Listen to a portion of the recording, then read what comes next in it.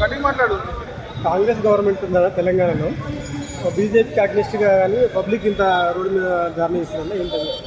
నిన్న ఏదైతే నిర్మలా సీతారామన్ గారు ఆర్థిక మంత్రి గారు పార్లమెంట్లో బడ్జెట్ ప్రవేశపెట్టారు, అది టోటల్గా తెలంగాణ రాష్ట్రానికి వ్యతిరేకంగా, తెలంగాణ రాష్ట్రం మీద వివక్ష చూపిస్తున్నందుకు గత 10 సంవత్సరాల నుంచి ఇదే పరిస్థితి. కావున ఈరోజు కాంగ్రెస్ పార్టీ గౌరవ ముఖ్యమంత్రి రేవంత్ రెడ్డి గారు ఈరోజు ఈ యొక్క ధర్నాకు పిలుపునిచ్చారు. ఏ విధమైతే కేంద్ర ప్రభుత్వం మన రాష్ట్రం మీద వివక్ష చూపిస్తుందో దాని మీద నిరసన వ్యక్తం చేస్తూ ఈరోజు కాంగ్రెస్కి సంబంధించిన ప్రతి ఒక్కరూ ఈ అంబేద్కర్ విగ్రహం దగ్గరికి వచ్చి అందరూ నిరసనలు వ్యక్తం చేస్తున్నారు. ఇక్కడ రాష్ట్రం నుంచి 2 మంత్రులు కేంద్ర మంత్రులు ఉన్నా కూడా వారు రాష్ట్ర ప్రయోజనాల గురించి, రాష్ట్ర అభివృద్ధి గురించి ఏమాత్రం మాట్లాడతలేరు. వారి స్వలాభాలు, వారి పార్టీ లాభమే చూసుకుంటారు. కాబట్టి వారిని రాష్ట్ర ప్రయోజనాల గురించి మాట్లాడాలని, లేకపోతే రిజైన్ చేయాలని డిమాండ్ చేస్తూ ఈరోజు తెలంగాణ రాష్ట్ర ప్రజలు బీజేపీ పార్టీకి 8 మందిని ఎంపీలను ఇస్తే వారు ఎవరు కూడా రాష్ట్ర అభివృద్ధి గురించి, రాష్ట్రానికి నిధుల గురించి మాట్లాడకపోవడం చాలా దురదృష్టకరం, చాలా బాధాకరం. ప్రజలు వీరు నమ్మి పార్లమెంట్లో రాష్ట్ర ప్రయోజనాల గురించి మాట్లాడతారని వీరికి అవకాశం ఇస్తే వీరు వాళ్ళ ప్రయోజనాలు చూసుకుంటారు కానీ రాష్ట్ర ప్రయోజనాలు చేస్తలేరు. కాబట్టి రానున్న రోజుల్లో ప్రజలు రాష్ట్రానికి బీజేపీ ఎట్లయితే గుండు సున్నా ఇస్తుందో బీజేపీ పార్టీకి కూడా వచ్చే అన్ని ఎన్నికల్లో గుండు సున్నా ఇస్తుందని కూడా మేము కాంగ్రెస్ పార్టీ నుంచి తెలుస్తున్నాం. कल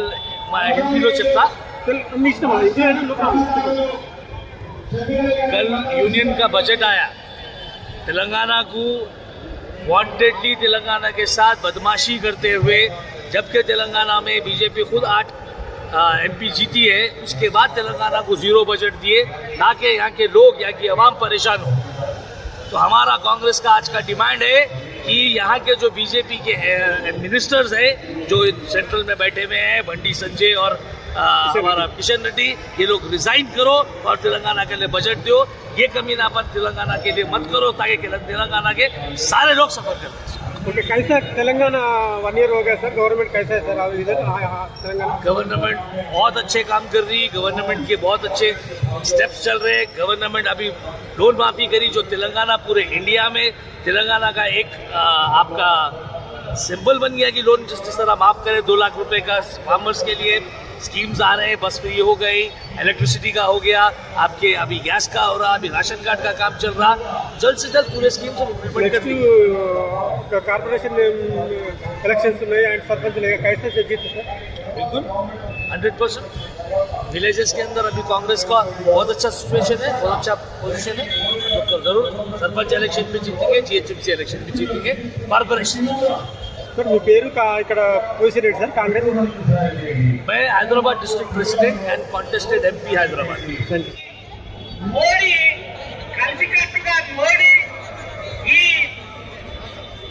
రాష్ట్ర మంత్రులు కలిసి చేసిన ఈ గూడు పుటాన్ని తిప్పికొట్టాలి అంటే కాంగ్రెస్ శ్రేణులు అంతా ఒక్కటయ్యి రేపు బీజేపీ మీద తిరుగుబాటు చేసి రేపు రాబోయే ఎన్నికల్లో గుణపాఠం చెప్పవలసిన అవసరం ఉన్నది. ముందే 7 లక్షల కోట్లు అప్పుగా పెట్టి దాన్ని వడ్డీ కట్టలేని పరిస్థితిలో ఈ రాష్ట్రంలో ఉంటే ఇవాళ ఈ మాదిరిగా కేంద్ర ప్రభుత్వం చేస్తుంది కనుక చేస్తున్న ఈ కేంద్ర ప్రభుత్వాన్ని, బీజేపీ ప్రభుత్వాన్ని ఎప్పటికీ కూడా ఈ రాష్ట్రంలో ఆదరించారు. ఆదరించి ఒక్కటే కాంగ్రెస్ శ్రేణులంతా రేవంత్ రెడ్డి, మహేష్ కుమార్ గౌడ్ గారి నాయకత్వంలో బలంగా పనిచేసి రేపు జరగబోయే ఎన్నికల్లో వారికి గుణపాఠం చెప్పాలని చెప్పి అందరికీ మనసారా మీ అందరికీ విజ్ఞప్తి చేస్తూ సెలవు తీసుకుంటున్నాను. జై కాంగ్రెస్.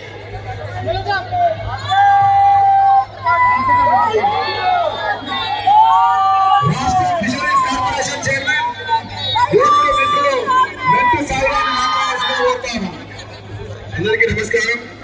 గౌరవ పెద్దలు టీసీసీ అధ్యక్షులు మహేష్ గౌడ్ గారి నేతృత్వంలో, అదేవిధంగా మధ్యవర్గ పట్ట ప్రభాకర్ గారు, సీతక్క గారు, శాసన మండలి సభ్యులు మన బల్మూరు వెంకట్ గారు, ఏక మల్లేశం గారు, ఏఐసిసి కార్యదర్శి పెద్దలు సంపదన్న గారు, మరి శబరిరెడ్డి గారు, కాంగ్రెస్ పార్టీ కుటుంబ సభ్యులు, యువ కార్యకర్తలు, ఎన్నోసీ గారికి నమస్కారాలు. నేను బీజేపీ పార్టీ తెలంగాణ రాష్ట్రంలో 8 మంది అసెంబ్లీ సభ్యులు ఉన్నారు, అదే పార్లమెంట్ సభ్యులు ఉన్నారు. ఏ ఒక్కరు కూడా రక్తంలో తెలంగాణ రక్తం లేదనుకుంటా, తెలంగాణ ప్రాంతానికి సంబంధించిన వ్యక్తులు కాని విధంగా, వేరే వ్యక్తులు ఉన్న విధంగా తెలంగాణ రాజ్యానికి ఇంత అన్యాయం అవుతున్నా కూడా ఒక్క ముక్క కూడా మాట్లాడకుండా శుద్ధ పప్పులాగా మొత్తుకొమ్మలాగా కూర్చోబెట్టి ఈ పార్లమెంట్ సభ్యులు, తెలంగాణ ఎమ్మెల్యేలందరూ కూడా రేపు వచ్చే అసెంబ్లీ ఎన్నికల్లో, పార్లమెంట్ ఎన్నికల్లో వీరికి కూడా మనం గుండు సున్నా ఇవ్వాల్సిందే. ఈ దుస్తుల్ని తెలంగాణ రాష్ట్రం నుంచి తరిమి కొడితే గానీ తెలంగాణ రాష్ట్రం అభివృద్ధి చెందిన మిత్రులారా, కాంగ్రెస్ పార్టీ కార్యకర్తలారా, ఇది ఎప్పుడు వస్తూ వారి యొక్క నాయకత్వం పడబోతున్నారు. తెలంగాణ రాష్ట్ర యొక్క అమరవీర కుటుంబాలను అమలుపరుస్తున్నారు. తెలంగాణ రాష్ట్రం యొక్క కుటుంబాలను అమలుపరుస్తారు. ఇలాంటి నాయకత్వం తెలంగాణ రాష్ట్రంలో అవసరం లేదు. దత్తమ్మ, కిషన్ రెడ్డి, పరిచయాన్ని మంత్రికి కూడా ఈ తెలంగాణ రాష్ట్రంలో అవసరం లేదు. కాబట్టి తెలంగాణ రాష్ట్రంలో గుండు సున్నా ఇచ్చి పంపించి మళ్ళా కిషన్ రెడ్డి గారు ప్రెస్ మీట్ పెట్టి మేము ఏదో అభివృద్ధి చేస్తున్నాం, 181 లక్షల కోట్ల అప్పులు చేసిడు అంటే కేసీఆర్ కంటే కూడా 400% ఎక్కువ అప్పులు చేసి ఈ రోజు మమ్మల్ని రోడ్ల మీద పడేసిడు. తెలంగాణకు మీరు చేసిన మోసానికి వెంటనే 8 మంది ఎంపీలు రాజీనామా చేయాలి. బీజేపీ నాయకులు ఎవరైతే రోజుల్లో తిరుగుదాలనుకుంటారో అటు మెరుగుల మహేష్ కుమార్ నాయకత్వంలో, రేవంత్ రెడ్డి గారి నేతృత్వంలో తప్పకుండా అడ్డుకుంటాం. కిషన్ రెడ్డి గారి ఇక్కడ నుంచి బయటికి రానియం. మీ కేంద్ర మంత్రి పదవులను రాజీనామా చేయండి, లేకపోతే కాంగ్రెస్ పార్టీ నాయకత్వంలో తప్పకుండా మీకు ఎదురైతుంది, ముందు సున్నా ఎదురైతుంది. 100 లోకల్ బాడీ ఎన్నికలు వస్తున్నాయి. ఏ నామ పెట్టుకొని వస్తారో అడుగుతున్న మిత్రులారా, మనం మొదలు తిప్పుకోవాల్సిన అవసరం ఉంది. జై కాంగ్రెస్, జై భీమ్.